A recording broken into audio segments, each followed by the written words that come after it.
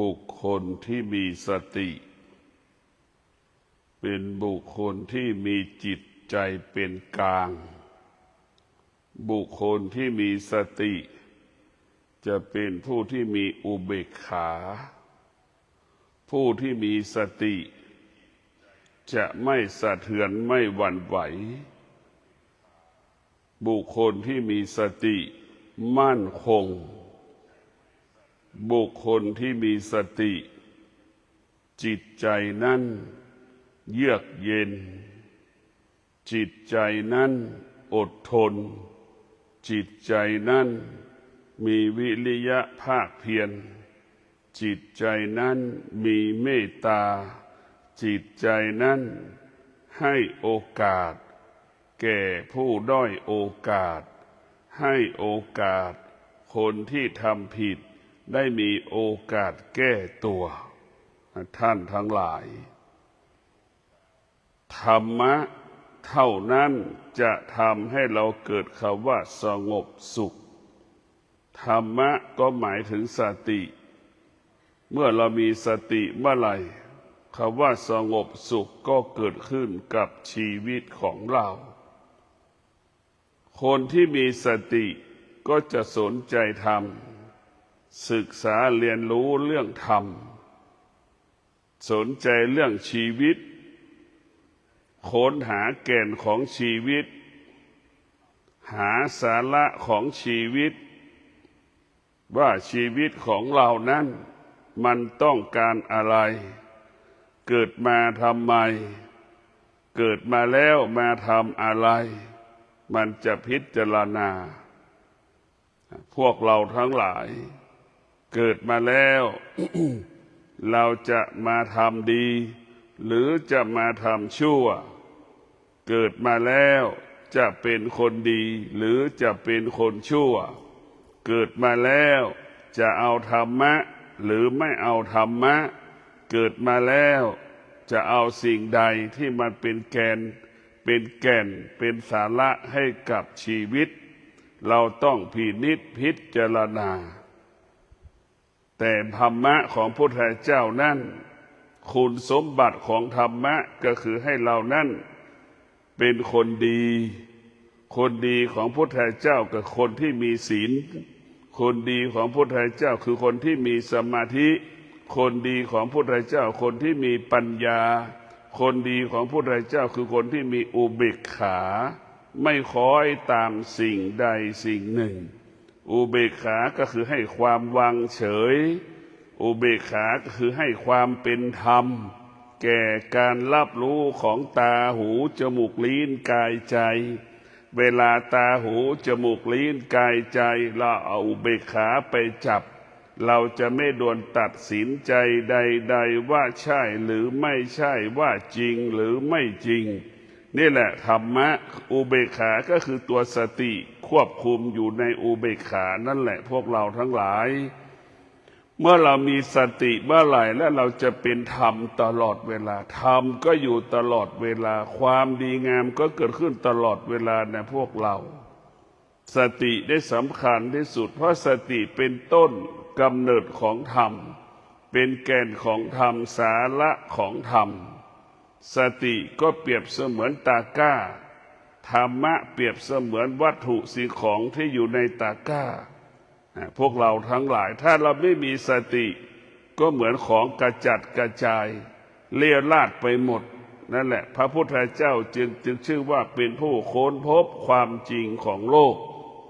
สิ่งที่พระพุทธเจ้าค้นพบก็คือสติรู้อาการลมหายใจเข้านี่แหละสติรู้อาการลมหายใจออกสั้นก็รู้ยาวก็รู้ละเอียดก็รู้หยาบก็รู้หายใจแรงก็รู้หายใจเบาก็รู้หายใจละเอียดหยาบรู้หมดนั่นแหละคือหัวใจที่พระพุทธเจ้าได้เป็นพระพุทธเจ้าก็เพราะรู้ลมหายใจเข้ารู้ลมหายใจออกในพวกเราทั้งหลายเกิดมาแล้วเราต้องอยู่เหนือคำว่าความไม่ดีเราต้องอยู่เหนือความไม่ดีเรามีสติแล้วสิ่งที่ไม่ดีไม่สามารถเข้ามาเกาะ จิตใจเราได้มาแอบแฝงกายเราได้ในพวกเราทั้งหลายเราจะต้องมีจิตที่ละเอียดจิตที่ละเอียดก็คือจิตที่เรานั่งสมาธิผ่านการฝึกฝนอบรมเราต้องผ่านการฝึกฝนอบรมเช่นการนั่งสมาธิซ้ำๆนี่กายเราคุ้นเคยกับการนั่งสมาธิใจเรานั่งคุ้นเคยกับการนั่งสมาธิพอถึงเวลานั่งสมาธิกายมันก็สงบใจมันก็สงบนี่แหละคือเราต้องความทำแบบซ้ำๆเป็นการฝึกจิตเป็นการฝึกกายกายเรานี่สำคัญที่สุดใจเราก็สำคัญที่สุดชั่วก็อยู่ที่กายกับจิตดีก็อยู่ที่กายกับจิตจะเป็นพระพุทธเจ้าได้กับที่กายกับจิตจะเป็นคนชั่วได้อยู่ที่กายกับจิตนะพวกเราทั้งหลายกายกับจิตเป็นที่ตั้งสิ่งที่เป็นธรรมกับสิ่งที่เป็นอธรรม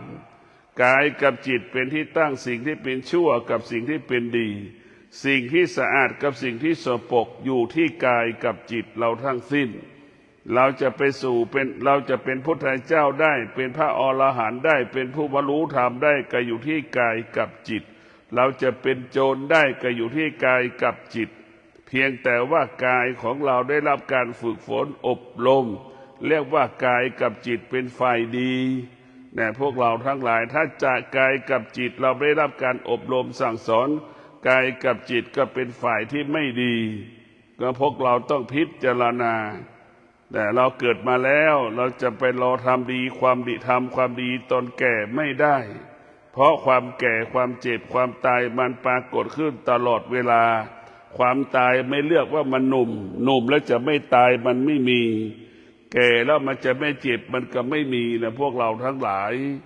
เรามีทุกวันนี้เราต้องมีสติรู้เรื่องความแก่ความเจ็บความตายเรามีสติเท่าทานความแก่ความเจ็บความตายสิ่งเหล่านี้มันปรากฏเกิดขึ้นกับชีวิตของเราเวลาใดเราขาดสติเราก็เจ็บได้เวลาใดเราขาดสติก็ทำให้เราถึงความป่วยรุนแรงได้โคม่าได้ยามใดที่เราขาดสติจนถึงหมดลมหายใจได้แต่พวกเราบางอย่างเราตายเพราะเราขาดสติยังไม่ถึงเวลามันตายก่อนเวลากำหนดเพราะเราขาดสตินี่แหละพวกเราทั้งหลายสตินี่แหละคือผู้ปกป้องชีวิตของเราถ้าเรามีสติแล้วเราก็จะตายไปตามหลักของธรรมชาติเราก็จะแก่เป็นไปตามหลักของธรรมชาติเราก็จะเจ็บตามหลักของธรรมชาติพวกเราทั้งหลายสตินี่แหละเป็นผู้จัดระบบระเบียบโดยอัตโนมัติคำว่าอัตโนมัติก็คือสติคำว่าสติคืออัตโนมัติมันจะจัดระบบของมันโดยธรรมชาติของมันเช่นคำว่าสตินี่มันก็จะบังคับให้เรานั่นอยู่ระลึกอยู่ฝ่ายความดีเท่านั้นถ้าเราขาดสติมันก็จะบังคับให้เราไปฝ่ายความไม่ดีแต่พวกเราทั้งหลายดีก็อยู่ที่ตัวเราไม่ได้อยู่กับบุคคลใดบุคคลหนึ่งไม่ดีก็ไม่ได้อยู่ที่ตัวเราไม่ได้เกิดขึ้นกับบุคคลใดบุคคลหนึ่งเพราะฉะนั้นการรักษาดีก็คือการรักษาศีลการรักษาจิตก็คือการรักษาจิตคือการนั่งสมาธิให้จิตเราสงบเรียกว่าความสงบเป็นอาหารของจิตนะความสงบเป็นอาหารของจิตศีลเป็นอาหารของกายปัญญาเป็นผู้ปรับปรุงเปลี่ยนแปลงแก้ไขกายกับจิตให้เกิดความสมดุลกันปัญญาก็เปรียบเสมือนช่างนั่นแหละเอาไม้มาต่อกันกลายเป็นเอาไม้มาต่อมาเป็นตู้ได้หนึ่งหลังเอาไม้มาเป็นต่อกลายเป็นโต๊ะเก้าอี้นั่นแหละคือปัญญาเป็นผู้เป็นลักษณะเป็นนั่นแหละพวกเราทั้งหลายปัญญาเป็นผู้ปรับปรุงเปลี่ยนแปลงแก้ไขให้กายกับจิตเกิดความสามัคคีกันให้กายกับจิตรวมกันเป็นหนึ่งเป็นเอกภาพพวกเราต้องพิจารณาพวกเราต้องเกิดมาแล้วต้องให้จิตเราเกิดปัญญาให้จิตเราเกิดปัญญาเมื่อเราจิตเราเกิดปัญญาแล้วเราจะสงบนิ่งตลอดกาลเวลาสิ่งที่เรารู้มันก็สงบนิ่งถึงมันไม่รู้มันก็สงบนิ่ง เพราะมันจะรู้คือเป้าหมายคือให้มันสงบนิ่ง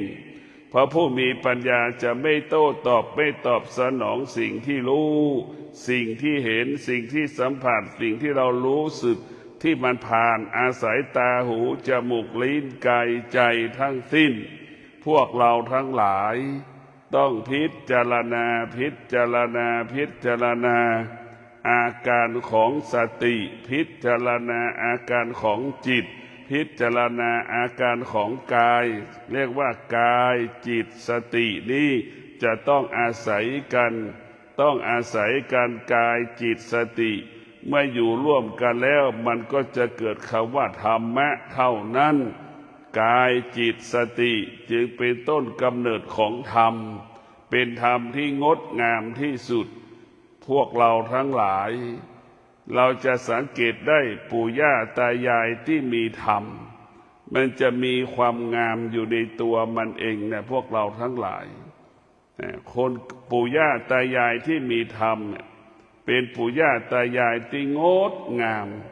พูดก็เรียบร้อยมีความอดทนเป็นเลิศต่อสิ่งต่างๆยามใดลูกหลานประสบปัญหาตากับยายปู่ย่าทั้งหลายนี่ก็จะอดทนให้กำลังใจลูกหลานนั่นแหละนี่แหละว่าปู่ย่าตายายเรามีธรรมะนี่มันจะทำให้เรานั่นมีความสุขช่วยแก้ไขความทุกข์ทางจิตใจเราได้ตากับยายปู่กับย่าเปรียบเสมือนวาเป็กไอเป็กนั่นแหละเปรียบเสมือนวาเป็กไอเป็กทำให้เราสุดโดมยามที่เราทุกข์ใจไม่สบายใจเราไปหาตาหายายหาปู่หาย่านี่มันมีความสุขมันสามารถทำให้คลายทุกข์ได้เพราะฉะนั้นผู้เฒ่าผู้แก่ทั้งหลายที่ดำรงตนเป็นตาเป็นยายเป็นปู่เป็นย่าเป็นทวดแล้วก็ขอให้เป็นยายที่มีธรรมะปู่ที่มีธรรมะย่าที่มีธรรมะยามใดลูกหลานมันเจ็บมันปวดมันทุกข์มันทรมานมันประสบปัญหา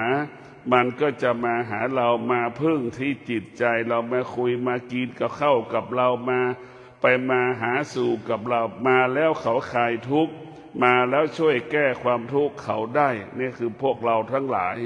ปู่ย่าตายายก็มีความสำคัญต่อลูกต่อหลานนะโบราณนี่สำคัญที่สุดเราไปหาปู่หาย่าหาตาหายายเดี๋ยวเราไม่สบายใจก็ไปหาพี่คนนั้นหาน้องคนนี้หาน้าหาป้าหาอามันก็สามารถทำให้เราความทุกข์ที่รุนแรงก็เบาบางลงพวกเราทั้งหลายตัวสติตัวธรรมะมันจะเชื่อมโยงกันให้พวกเรามันจะเชื่อมโยงกันให้รวมกันเป็นหนึ่งดังบ้านหนึ่งหลังต้องประกอบไปด้วยไม้ชิ้นเล็กชิ้นใหญ่มีความสำคัญต่อกันและกันหมดเลยนะทั้งหลายเหมือนไม้ชิ้นเล็กชิ้นใหญ่น่ะมันมีความเกี่ยวข้องมีความสำคัญต่อกันและกันชีวิตของเราครอบครัวของเราก็มีความสำคัญต่อกันและกันเราจะต้องให้รักษาครอบครัวของเราให้กำลังใจครอบครัวของเราเกิดมาชาตินี้สิ่งที่เราควรดูแลคือพ่อแม่ครอบครัวของเรานั่นแหละปู่ย่าตายายทวดของเราปู่ของเราย่าของเราเป็นสิ่งที่เราควรดูแลเรื่องอื่นๆเราไม่ควรจะไปดูแลแต่บุคคลที่มีสติก็จะดูแลปู่ย่าตายายอย่างดีหรือเลี้ยงปู่ย่าตายายปู่ทวดก็อย่างดีเพราะฉะนั้นคนที่ขาดสติก็ปล่อยไม่ค่อยสนใจปู่ย่าตายายพ่อแม่ของตนธรรมะมันจะทำให้เรามีสติคิดถึงความจริงเท่านั้นสติจะทำให้เราคิดถึงความจริงสติทำให้เราคิดถึงความจริงดังแม่คิดถึงลูกทุกลมหายใจนั่นแหละคือสติอยู่กับความเป็นจริงสติจะอยู่กับความเป็นจริงส่วนจิตนั่นอยู่กับความไม่เป็นจริง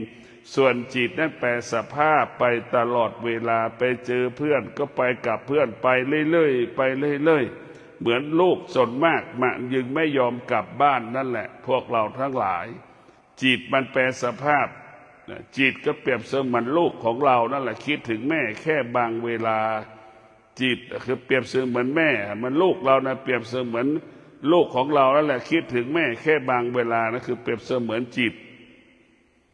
จิตมันแปรสภาพไปตลอดเวลาสิ้นจิตนั้นไปอาศัยสิ่งอื่นๆพึ่งพาสิ่งอื่นๆมันจึงออกนอกกายไปเรื่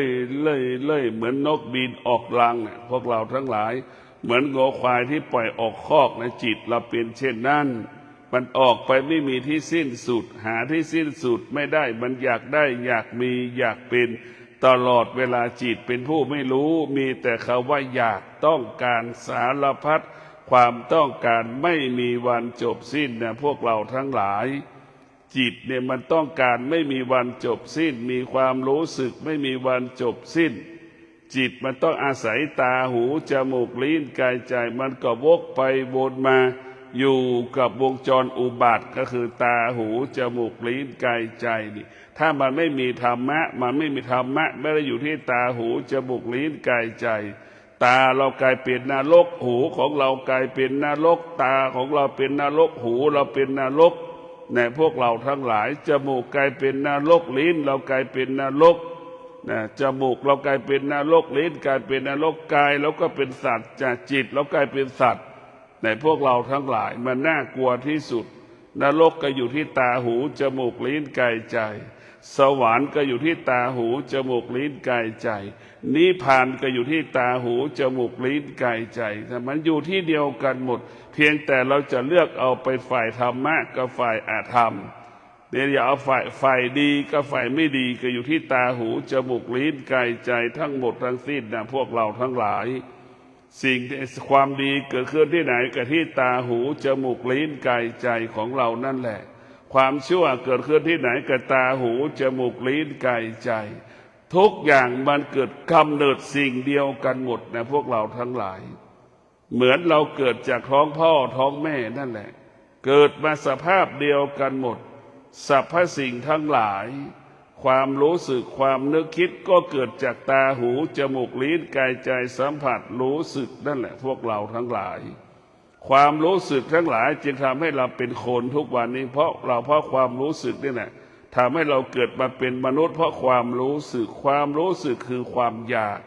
นะความอยากเราต้องไปตอบสนองมันกลายเป็นคนขึ้นมาดังแม่กับพ่อมีความอยากมีความต้องการจึงมีลูกขึ้นมาพวกเราทั้งหลายลูกก็มีความอยากความต้องการต่ออีกลูกก็มีความอยากความต้องการต่อก็มีลูกต่ออีกแม่ลูกก็มาโตขึ้นอีกก็มีความอยากความต้องการก็มีลูกมีหลานต่ออีกมันก็มีต่อไม่มีที่สิ้นสุดพวกเราทั้งหลายนี่แหละมันไม่มีที่สุดเวียนว่ายตายเกิดพ่อแม่เป็นเช่นไรลูกก็เป็นเช่นนั้นนะพวกเราทั้งหลาย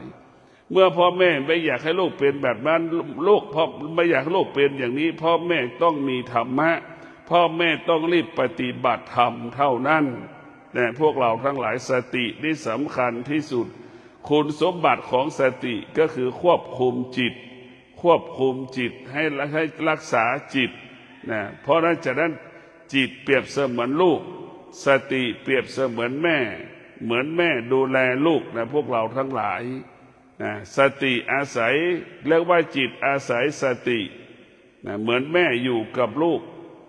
มีความสุขแบบนั้นแหละจิตอาศัยสติ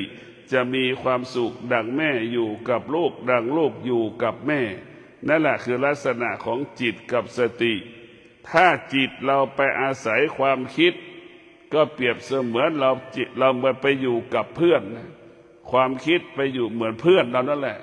เราพอใจเราก็อยู่ไม่พอใจก็ออกจากเพื่อนไปหาเพื่อนคนใหม่นั่นมันก็ไปเรื่อยๆนั่นคือจิตของเราจะเป็นเช่นนั้นดังนั้นพวกเราทั้งหลายจึงเกิดคำว่าจิตอาศัยสติจิตเราพึ่งพาสติจิตเป็นผู้ที่พึ่งพาสติอาศัยสติแล้วจิตเราจะสงบสุขตลอดเวลาจิตเราสงบสุขอบอุ่นเหมือนแม่กับลูกอยู่ร่วมกันแล้วอยู่ใกล้กันแล้วมีความสุขและอบอุ่นนะพวกเราทั้งหลายนึกถึงนะสติจิตอาศัยสติจิตอาศัยสติพึ่งพาสติดังแม่ลูกอยู่ร่วมกันแล้วอบอุ่นแล้วมีความสุขนะพวกเราต้องเป็นแบบนี้อย่างนี้พวกเราทั้งหลายต้องมีสติก็คือธรรมะสติของเราก็คืออุเบกขา ให้ความวางเฉยแต่แก่การรับรู้เรามีสติและมีอุเบกขาใครชั่วก็เรื่องของเขาใครดีก็เรื่องของเขาเขาทำดีก็เขาก็ได้ดีเขาทำชั่วเขาก็ได้ชั่วเราอยากทำดีเราก็ต้องทำดีให้เราพิจารณาเช่นนี้ไม่สามารถทำดีแทนกันได้นะพวกเราทั้งหลายไม่สามารถทำความดีแทนกันได้ใครทำก็ใครได้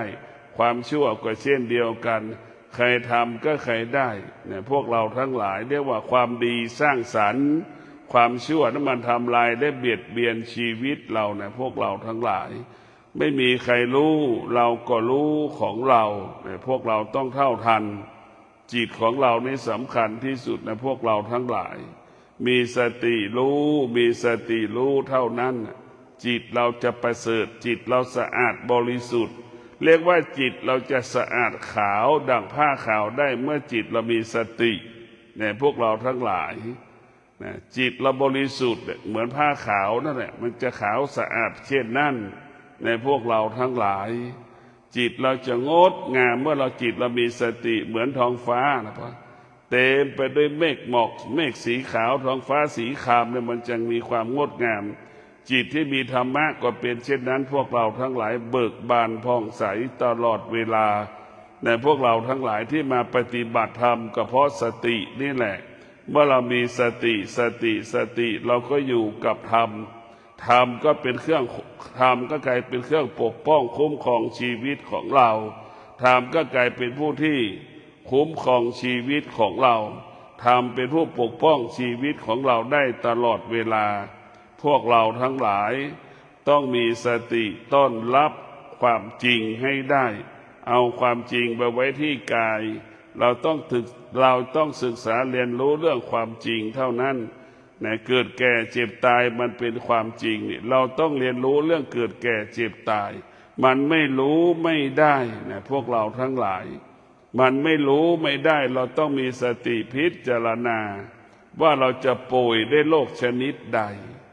นี่เราต้องพิจารณาว่าเราจะป่วยด้วยโรคชนิดใดเราก็เห็นอาการของคนป่วยมามากต่อมากแล้วคนป่วย10 ปีแล้วไม่ตายทำยังไงป่วยได้ไม่รู้สึกตัวแล้วไม่ตายได้แต่กินทางปากก็ยังดีหน่อยแต่ใส่สายยางเป็น10 ปีเนี่ยเราจะทำยังไงนะท่านทั้งหลายเราพิจารณาดูเราต้องพิจารณาดูแล้วเราจัดการบริหารชีวิตของเราถ้าเราอยากป่วยเป็นอัมพฤกษ์อัมพาตเราก็กินไปดิกินน้ำมันเยอะๆกินหมูเยอะๆเราก็จะเป็นเช่นนั้นถ้าเราอยากป่วยไม่อยากป่วยเป็นอัมพฤกษ์อัมพาตเราก็เลิกกินมันเลิกกินน้ำมันเสียนั่นแหละคือสติธรรมะมันจะบอกให้เรารู้สามารถเลือกเกิดเลือกแก่เลือกเจ็บเลือกตายได้นะพวกเราทั้งหลายเลือกเกิดเลือกแก่เลือกเจ็บเลือกตายได้คนที่จะเลือกแก่เลือกเจ็บเลือกตายได้คือมีดำรงตนได้ศีลทั้ง5 ข้อมีสิทธิ์ที่จะเลือกแก่เลือกเจ็บเลือกตายนะพวกเราทั้งหลายถ้าเราไม่มีศีลเราไม่มีสิทธิ์ที่จะไปเรียกว่าศีลนะเป็นคุณสมบัติของผู้ที่เลือกแก่เลือกเจ็บเลือกตายมีสิทธิ์ที่จะเลือกแก่เลือกเจ็บเลือกตายได้คือคนที่ดำรงตนด้วยศีลนี่สำคัญที่สุดพวกเราทั้งหลายทุกวันนี้เราแก่เราเจ็บเราตายเพราะเรากินการกินของเราเนี่ยนำมาซึ่งโรคสารพัดโรคเราก็รู้อยู่แก่แบบนี้ป่วยแบบนี้ฉันไม่เอาฉันไม่ต้องการเนี่ยเราก็เห็นอยู่แก่แล้วสร้างภาระสร้างปัญหาให้กับลูกหลานเจ็บป่วยได้สร้างภาระให้ลูกหลานเราก็รู้ว่าอาการเจ็บป่วยบางคนนั้นพูดไม่ได้นอนที่ว่าผู้ป่วยติดเตียงนะพวกเราทั้งหลายเป็น10 ปีแล้วไม่ตายแล้วไม่รู้อีกแล้วก็ไม่ตายอีกเนี่ยนี่คือทรมานขนาดไหนนะพวกเราทั้งหลายพิจารณาดูในยุคปัจจุบันนี้โดยเฉพาะเมืองเชียงใหม่นี่เริ่มเอาพ่อเอาแม่ไปไว้สถานที่เลี้ยงคนแก่แล้วเนี่ยพวกเราทั้งหลายเนี่ยลูกไม่มีเวลาเลี้ยงพ่อเลี้ยงแม่แล้วจิตใจลูกของคนเชียงใหม่เริ่มเปลี่ยนแปลงแล้วไม่มีเวลาเลี้ยงพ่อเลี้ยงแม่มีข้ออ้างให้กับพ่อกับแม่แต่พ่อแม่เลี้ยงลูกพ่อแม่ไม่มีข้ออ้างให้ลูกเลยถ้าพ่อแม่มีข้ออ้างให้กับลูกแม่ก็คงเอาลูกไปฝากให้กับคนอื่นเลี้ยงแหละไหม พ่อแม่คงไม่เลี้ยงลูกแหละแต่นี่แหละคือลูกที่ไม่มีธรรมะเนี่ยพวกเราทั้งหลายลูกที่ไม่มีธรรมะมีข้ออ้างมีข้อแก้ตัวตลอดเวลาไม่มีธรรมะแล้วมีเงินก็หลงเงินอีกเอาเงินไปจ้างเขาเลี้ยงพ่อแม่ตนเองเดือนละ30,000 50,000 70,000นี่แหละคือสิ่งที่น่ากลัวที่สุดพ่อแม่เขาไม่ได้ต้องการ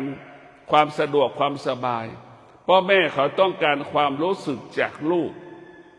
เนี่ยพวกเราทั้งหลายเนี่ยพ่อแม่ต้องการความรู้สึกจากลูกเนี่ยเอาพ่อเอาแม่ไปไว้สถานที่รับเลี้ยงดูแลคนแก่นี่เพิ่มขึ้นจำนวนขึ้นเพิ่มขึ้นทุกวันในเมืองเชียงใหม่เราเยอะเลยนะนี่มีแม่แล้วไม่สามารถดูแลแม่ตอนที่แม่แก่ชราได้นะพวกเราทั้งหลายนี่คือกรรมนะกรรมของแม่ที่มีลูกเช่นนี้นะกรรมของแม่ที่มีลูกเช่นนี้เวลาแม่เจ็บแม่ป่วยมีเงินแต่ไม่มีเวลาให้แม่มีเงินแต่ไม่มีกำลังที่จะดูแลแม่เนี่ยเห็นไหมนี่ลูกที่มีธรรมะน้อยไปลูกที่มีปัญญาน้อยไปจะเป็นเช่นนี้ตรงกันข้ามลูกคนยากคนจนนี่ถึงแม้เขาไม่มีเงินเขาก็จะดูแลลูกของดูแลพ่อแม่ไม่สามารถเอาลูกเอาพ่อแม่ไปไว้สงเคราะห์คนชราแล้วเพราะฉะนั้นพ่อแม่คนไหนเกิดมาเป็นลูกพ่อแม่คนจนนี่ดีที่สุดอบอุ่นลูกกับแม่อยู่ด้วยกันเข้าใจกันด้วยว่ายากจนนี่แหละคือคนยากจนจะดีที่สุดเวลาแก่มาแล้วนะพวกเราทั้งหลายยากจนดีที่สุดถ้าแก่แล้วมีเงินไม่ดีเหมือนลูกมีเงินนี่ลูกเอาพ่อแม่ไปไว้ที่สงเคราะห์คนชราแล้วเอกชนบริษัทต่างๆจัดบริษัทดูแลคนแก่พวกเราทั้งหลายเนี่ยลูกคนมีเงินก็หลงเงินมีแต่เงินแต่ไม่มีเวลาให้พ่อให้แม่แต่มีเวลาให้คนอื่นมีเวลาไปกินไปเที่ยวไปเล่นแต่ไม่มีเวลาดูแลพ่อแม่นี่แหละลูกที่มีอธรรมลูกที่ไม่มีธรรมะก็จะเป็นเช่นนี้อ้างสารพัดอ้างว่าไม่สามารถดูแลแม่ได้แม่อ้วนบ้างอ้างนะแม่อย่างนั้นแม่อย่างนี้บ้างพ่ออย่างนั้นพ่ออย่างนี้บ้างนะเช่นเดียวกับลูกตอนที่ลูกมันป่วยล่ะเกิดมาลูกก็เจ็บป่วยแล้วแม่ก็มีข้ออ้างอย่างล่ะแม่ไม่เลี้ยงลูกแล้วทำยังไงล่ะแม่เอาไว้ข้างทางอย่างไรแม่ไปให้คนอื่นแล้วทำยังไงชีวิตเราจะอยู่ตรงไหนล่ะเราต้องพิจารณานี่แหละเราลูกที่มีธรรมลูกไม่มีธรรมะคิดได้แต่ตัวเองเอาใจตัวเองไม่มีความเป็นธรรมให้กับตัวเองเนี่ยพ่อแม่มีธรรมะพ่อแม่จะมีความเป็นธรรมจะเลี้ยงลูกจงเติบใหญ่ได้ส่งลูกเข้าสู่มหาลัยได้พอพ่อแม่แก่เฒ่าชรามาแล้วไม่สามารถดูแลพ่อแม่ได้นี่น่าสังเวชเวทนาลูกเช่นนี้พวกเราทั้งหลายธรรมะเท่านั้นที่จะให้ความสมดุลจัดความสมดุลสมบูรณ์ธรรมะจะเห็นชีวิตเป็นหลักไม่ได้เห็นเงินเป็นหลักเนี่ยพวกเราทั้งหลายเรามีเวลาให้ลูกให้เมียเราแต่ทำไมเราไม่มีเวลาให้พ่อให้แม่เรามีเวลาให้เพื่อนเราทำไมเราไม่มีเวลาให้พ่อให้แม่เราอันนี้แหละคือเราต้องคิดพิจารณาพ่อแม่และเรื่องใหญ่เนี่ยโดยเฉพาะลูกที่มีเงินเนี่ยพอพ่อแม่เจ็บป่วยเนี่ยพยายามจะให้แม่ไปอยู่ที่สงเคราะห์คนชราสถานที่เลี้ยงคนแก่เนี่ยเพิ่มขึ้นทุกคนพวกเราทั้งหลายขอเจริญพรศรัทธาญาติโยมทั้งหลายผู้ที่มีลูกเลี้ยงแม่ให้จนตายคามือเราดีที่สุดนะพวกเราทั้งหลายเลี้ยงแม่ให้แม่ตายในบ้านดีที่สุดเพราะโดยวัฒนธรรมของเราเนี่ยวัฒนธรรมของเราต้องให้พ่อแม่ตายในบ้านถ้ายุคของเรานะสมควรได้ยุคของเราคงจะตายที่ไหนก็ได้เพราะยุคของเราไม่มีวัฒนธรรมของเรามันก็อ่อนแอเข้มแข็งพวกเราทั้งหลายธรรมะของพระพุทธเจ้าสร้างความสมดุลความสมดุลสมบูรณ์ให้กับชีวิตของเราดังแม่กับลูกเนี่ยมันจะเกิดความสมดุลสมบูรณ์เรายังไม่แก่เรายังไม่รู้ว่าแก่แล้วจิตใจเราจะเป็นอย่างไรดังที่ได้กล่าวว่าพ่อแม่เราเป็นเช่นไรลูกก็เป็นเช่นนั้นดังคำว่าทำกรรมเช่นใดเราก็ได้รับผลกรรมเช่นนั้นนี่เราเอาพ่อแม่ไปไว้สงเคราะห์คนชรา มันก็เป็นตัวอย่างแบบอย่างให้กับลูกของเราพอลูกของเราพอเราแก่เฒ่าขึ้นมาแล้ว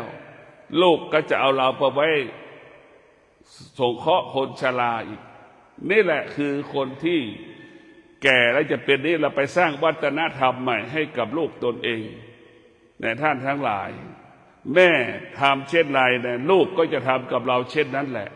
เหมือนเราเอาแม่ไปไว้สงเคราะห์คนชราหลานลูกหลานมันก็เห็นแล้วว่าพ่อปู่ไปอยู่ที่สงเคราะห์คนชราย่าไปอยู่ที่สงเคราะห์คนชราวันหนึ่งพ่อแม่มันเจ็บป่วยมันก็เอาพ่อแม่ไปสงเคราะห์คนชราอีกแหละนะพวกเราทั้งหลายนี่แหละคือกรรมนะคนที่มีธรรมนะก็จะสมดุลสมบูรณ์คนที่ไม่มีธรรมก็ไม่มีความยุติธรรมไม่มีความเป็นธรรมในการอยู่ร่วมกันพวกเราทั้งหลายคนที่มีธรรมะก็จะมีความยุติธรรมให้กับบุคคลอื่นๆคนที่ไม่มีธรรมะก็ไม่มีความเป็นธรรมให้กับตนเองและบุคคลอื่นๆพวกเราต้องมีสติพิจารณาธรรมะมาว่าเรื่องการจัดการชีวิตของเราดังมรรคแปดนั่นแหละพวกเราทั้งหลายมรรคแปดนั่นแหละนะเราจะรู้เลยว่าเป็นเรื่องการประกอบอาชีพเราหมดอยู่กับพูดให้ดีๆพูดให้เพราะพูดให้สุภาพพูดไม่ต้องโกหกนะเนี่ยพูดความจริงสื่อสารความจริงประกอบอาชีพความจริงตามทำทุกอย่างทำความจริงล่ะต้องประกอบไปด้วยศีลสมาธิปัญญาในมรรคแปดพูดทุกครั้งต้องประกอบด้วยศีลห้าการทำการใดๆทุกครั้งก็ต้องประกอบด้วยศีลทั้งห้าข้อเพราะนั้นศีลพระมรรคแปดประกอบไปด้วยศีลห้าศีลห้านั้นประกอบไปด้วยศีลสมาธิปัญญาศีลห้านั้นประกอบไปด้วยมรรคแปดประกอบด้วยศีลสมาธิปัญญาเนี่ยพวกเราทั้งหลายเราจะเห็นได้ว่าธรรมะของพระพุทธเจ้าให้เราหมดจดผ่องใสทุกวันให้เราหมดจดผ่องใสทุกวันให้เรามีชีวิตอยู่ด้วยธรรมทุกวันนี่แหละคือธรรมะของพระพุทธเจ้าให้เราคิดดีพูดดีทำดีทุกวันให้เรามีสติทุกวันให้เรามีสมาธิทุกวันชีวิตเราเจริญเนี่ยเมื่อชีวิตมันเจริญแล้วมันก็จะทำแต่ดีมันก็จะทำแต่ดีไม่ดีมันจะไม่ทำเนี่ยพวกเราทั้งหลายธรรมะนั้นมันจะบังคับให้เราเกิดคำว่าดีงามตลอดเวลาเราจะต้องมีสติโดยเฉพาะพ่อแม่ยุคปัจจุบันนี้ต้องมีสติต้องเป็นต้นแบบต้องเป็นแบบอย่างให้กับลูกพ่อแม่ต้องเป็นต้นแบบเป็นแบบอย่างให้กับลูกลูกนี่สำคัญที่สุดยามใดลูกที่มีทุกข์เนี่ยลูกก็จะไปพึ่งพาพ่อแม่ในสาวคลายทุกข์ของลูกหลานได้พ่อแม่เป็นวาเป็กไอเป็กทำให้ลูกหลานคลายทุกข์รู้สึกดีขึ้นได้เหมือนเราดมสุดวาเป็กไอเป็กนั่นแหละพ่อแม่มีค่าเท่ากับกลิ่นไอเป็กวาเป็กแต่พวกเราทั้งหลายพ่อแม่มีค่าเท่ากับยาพาราพ่อแม่มีค่าเท่ากับยาที่เราหมอฉีดยามันหายเจ็บหายป่วยมันมีพลังขนาดนั้นนะพวกเราทั้งหลายเราต้องมีสติต้องพิจารณาเราต้องมีเวลาให้พ่อให้แม่นะลูกที่มีธรรมะนะมันจะมีเวลาดูแลพ่อแม่อย่างดีลูกรู้แล้วว่าพ่อแม่คือพระพุทธเจ้าพ่อแม่คือเทวดาจะดูแลพ่อแม่ตนเองนะลูกที่ไม่มีธรรมะจะดูแลสามีตนเองนะดูแลพ่อแม่ดูแลสามีตนเองภรรยาตนเองดูแลลูกตนเองแต่ปล่อยปละละเลยพ่อแม่ไว้อยู่ข้างหลังนี่แหละลูกที่ไม่มีธรรมะจะเป็นเช่นนี้ลูกที่ไม่มีธรรมะนะพวกเราทั้งหลายสามีอดอยากไม่ได้ภรรยาอดอยากไม่ได้ลูกอดอยากไม่ได้แต่ลูกที่มีธรรมะนะพ่อแม่อดอยากไม่ได้นี่แหละพวกเราทั้งหลายลูกที่ไม่มีธรรมะพ่อแม่อดอยากได้นะลูกที่ไม่มีธรรมะพ่อแม่อดอยากได้นะแต่ลูกสามีตนเองภรรยาตนเองลูกตนเองนี่อดอยากไม่ได้เลยเนี่ยเพราะเมื่อเราไม่มีธรรมะมันก็ไม่มียุติธรรมมันไม่มีความเป็นธรรมให้กับตนเองเลย ในพวกเราทั้งหลายเป็นการสร้างบาปกรรมให้กับตนเองแม่เราก็เป็นอยู่เราก็มีแม่อยู่แต่เราคิดถึงแต่ลูกของเราคิดถึงแต่สามีของเราคิดถึงแต่ภรรยาของเราทำไมแม่จะไม่ระลึกถึงเราล่ะนึกดูเราคิดถึงสามีเราขนาดไหนแล้วแม่ก็คิดถึงเรามากกว่าเราคิดถึงสามีกี่เท่าตัวแต่พวกเราทั้งหลายเราคิดถึงลูกเราขนาดไหน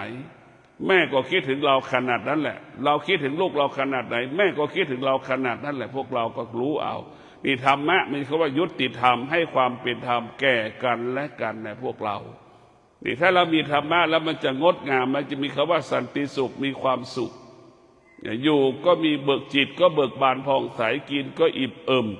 นะไม่เรียกว่าจิตใจเป็นอิ่มไปด้วยธรรมตลอดเวลาทั้งวันและธรรมะนี่อิ่มด้วยธรรมนะเรียกว่ามีสตินอนด้วยธรรมตื่นด้วยธรรมธรรมะด้วยธรรมเรียกว่าดำเนินชีวิตด้วยธรรมเนี่ยธรรมะนี่สำคัญที่สุดธรรมะอยู่ที่กายของเราอยู่ที่จิตของเราธรรมะคือสติรู้ว่านอนด้วยสตินอนด้วยสมาธิสุขภาพดีอายุยืนนอนด้วยสตินอนด้วยสมาธิไม่มีอดีตไม่มีอนาคตพวกเราทั้งหลาย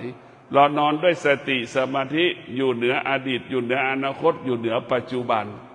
เนี่ยถ้ามีสติมีสมาธิไม่มีอดีตไม่มีปัจจุบันไม่มีอนาคตเราอยู่เหนือมันหมดพวกเราทั้งหลายพวกเราทั้งหลายมีสติปัจจุบันนั้นเรากำหนดขึ้นเองว่าปัจจุบันจริงๆแล้วมันสติอยู่เหนือปัจจุบันไม่มีปัจจุบันสติไม่มีอดีตสติไม่มีอนาคตสติมันคงความเป็นปกติของมันเสมอก็คือรู้เท่านั้นนะพวกเราทั้งหลายวันนี้เป็นวันพระก็ขอเจริญพรศรัทธาญาติโยมทั้งหลายได้มีสติไปทำบุญตักบาตรขอให้พวกเราทั้งหลายมีสติทำบุญตักบาตรทำดีได้ดีทำชั่วได้ชั่วพระชั่วก็เป็นเรื่องของพระดีก็เป็นเรื่องของพระเราก็เลือกเอาเองว่าพระสงฆ์รูปไหนที่เราสามารถทำความดีได้เราก็ไปทำวัดนั้นกับพระรูปนั้นที่เราทำแล้วมีความสุขใจพระรูปไหนที่เราทำแล้วไม่สบายกายไม่สบายใจทำแล้วอึดอัดเราก็ไม่ต้องไปทำแต่สิ่งที่เราต้องทำก็คือดีมันอยู่ที่กายกับจิตเราอยู่ที่กายกับจิตเรานะเราจะไม่ต้องถ้าเราหยุดดีอยู่ที่กายกับจิตถึงแม้เราจะไม่ไปวัดก็ขอให้เรานั้นนั่งสมาธิอยู่ที่บ้านนั่นแหละคือการทำความดีโดยการรักษาศีลการทำความดีโดยการนั่งสมาธิได้บุญมากกว่าการให้ทานในพวกเราทั้งหลายเป็นยอดของ